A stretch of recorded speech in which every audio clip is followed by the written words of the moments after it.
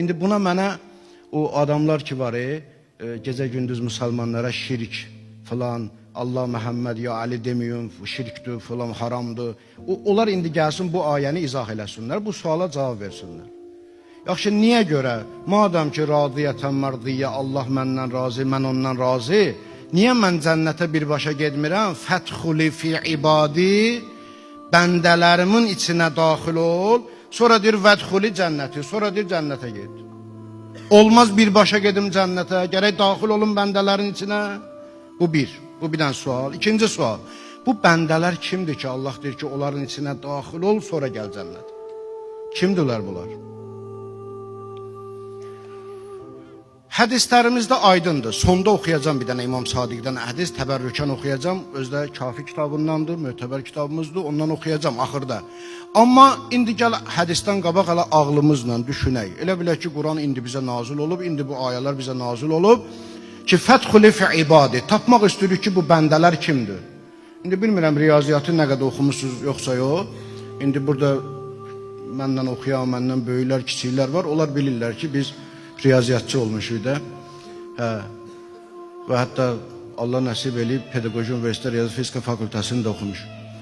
Ona görə riyaziyyatda belə idi. Hər hansı bir məchulu tapmaqdan ötürü onu adlandırırdı X, ondan sonra baxırdı bizə nə verilib və bizim onun həllin hansı yolla gedəcəm. Baxa görə bizə burada ayədə verilən nədir? Bəndələrim. Deməli, bəzi insanlar var ki, onlar Allahın bəndələridir. Allah onları özünə nisbət verir. Deyir, onlar mənim bəndələrimdir. Və cənnətə gedməyi də onların içinə daxil olmağı şərt bilir. Onların içinə daxil ol, sonra cənnətə ged. Bu bir. İkincisi, radiyətən mərdiyyə, Allah səndən razı oldu, sən Allahdan razı oldun, dərhal artıq sən onların içindəsən. Fi ibadi, çünki fədxuli deyir, vədxuli demir. Cənnətdə vədxuli deyir, amma burada fə. İndi əzizlərim də bilir, ustadım da buradadır, bağışlasın.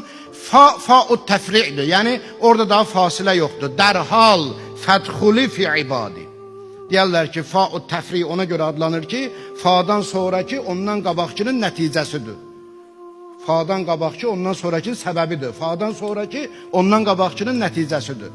Yəni Allah ki səndən və məndən razı qaldı və mən də ondan, biz də ondan razı qaldıq. Bu səbəbdir ki, daxil olay bəndələrimizin arasına. Allah bəndələrinin arasına. Olur nəticə. Ona görə fədxuli fi ibadi vədxuli cənnəti. Yaxşı.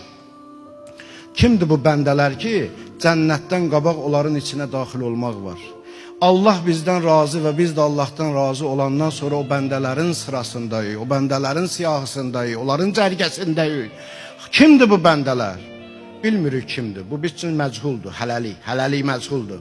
Amma bircə onu bilirik ki, yer üzərində yaranmışların ən əşrəfi Məhəmməd və Ali Məhəmməd.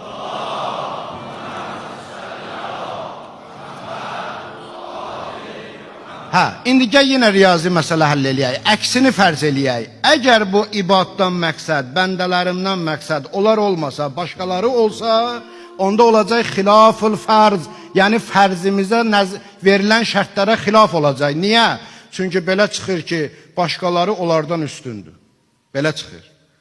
Amma bizdə verilən var, hazır var, aksiyon var, bədihi var, zəruri var ki, yer üzərinin ən əşrəfi Peyğəmbər və Ali Peyğəmbərdir.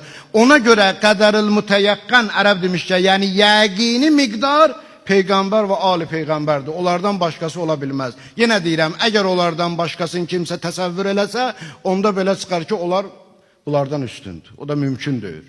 Deməli, Peyğəmbər və Ali Peyğəmbərin cərgəsinə daxil olmalısan, cənnətə daxil olmaqdan ötürü. Bu bir. İkincisi, Allah səndən razı olmalıdır, sən də Allahdan razı olmalıdır ki, onların cərgəsinə daxil olasan.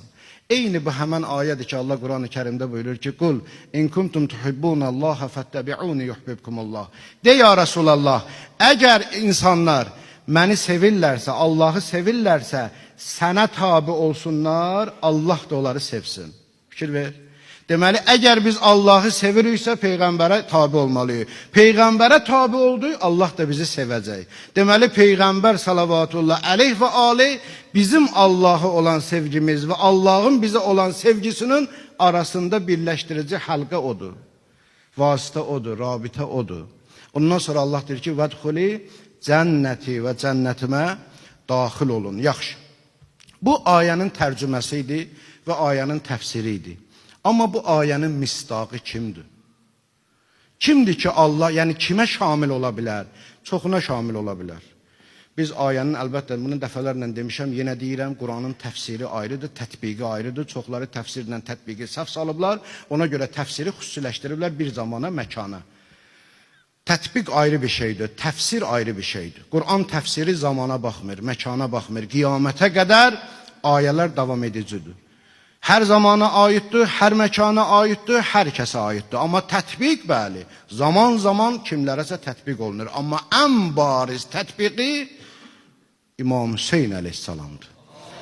Allahümmə salli ala Muhammed və Həzrəti Abbas əleyhissalamdır və İmam Səccad əleyhissalamdır. Ən bariz tətbiqi olardı. Peyğəmbər və ali Peyğəmbərdir.